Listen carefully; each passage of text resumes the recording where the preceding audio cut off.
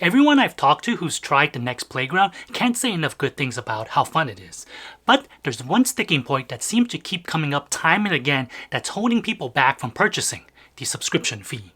In this video, I'll explain why I believe the subscription fee isn't just worth it, but actually the best possible scenario for us as users. Quick disclosure, while Nex Playground has sponsored some of my videos in the past, this one isn't sponsored. I'm making it because of the feedback I've seen in the comments and from conversations with others. In fact, I like the Nex Playground so much that I bought my own, and yes, I even paid for my own Play subscription too. Of course, going with the annual plan instead of the quarterly one. Before I dive into the subscription, let's just quickly go over the price of the Nex Playground and what you get. The Nex Playground retails for $199, which includes the system, a remote control, power supply, HDMI cable, and 5 games. If you choose not to get the subscription, you still get 5 fun games, which include fan favorites like Starry and Fruit Ninja. Now let's talk about the subscription and why it's worth it, and why in this case it actually works out well.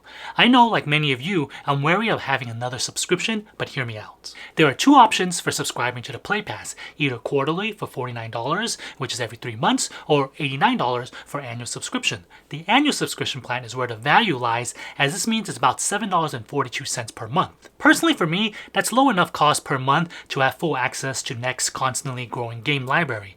Last time I made a video going over every game in the Nex catalog was back in July. Now it's roughly 2 months later and there's an additional 4 games.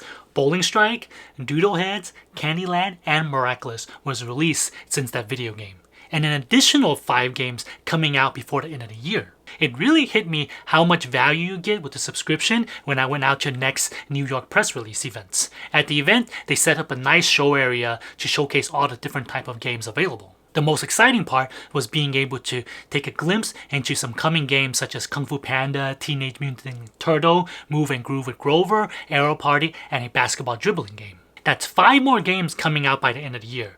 Let's put it into another perspective. The first time I interacted with Nex was in May, and by July, there was already 4 new games added in the Play Pass. Fast forward to today, another 4 games have been added, and then by the end of the year, at least 5 more games. So from May to the end of December, that's a total of 13 new games. You get access to all these games if you have the subscription. I'm not sure if they'll keep this crazy release schedule, but from my conversations with the Nex team, they were hyped about getting out more games with more familiar characters. So I expect some more exciting stuff on the way.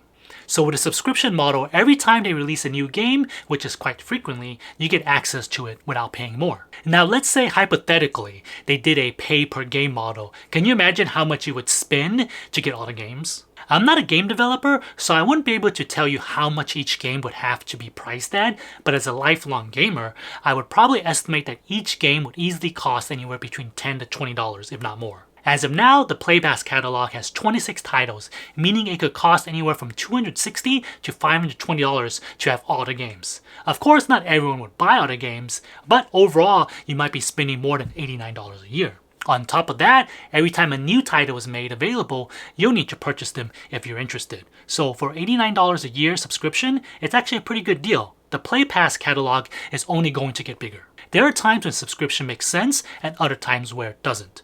For example, Microsoft Office subscription doesn't make sense to me, and to this day, I still refuse to subscribe. It's a software that gets minimal updates and for the most part has done the same thing for the past decade. Netflix subscription makes more sense, as similar to Nex Playground, they constantly put out new content. So while subscriptions aren't always the best option, in the case of Nex Playground, it really does make sense. With the constant release of new games and familiar characters, you're getting an ever-expanding game library without having to pay extra for each title. For $89 a year, the value just keeps growing, and I think that's a win. If you're still on the fence or want to know more, be sure to check out my full review of the Nex Playground where I dive deeper into the system and the games. I'll link it here for you, and I hope it helps make the right decision for your family. Thanks for watching, and I'll see you in the next one.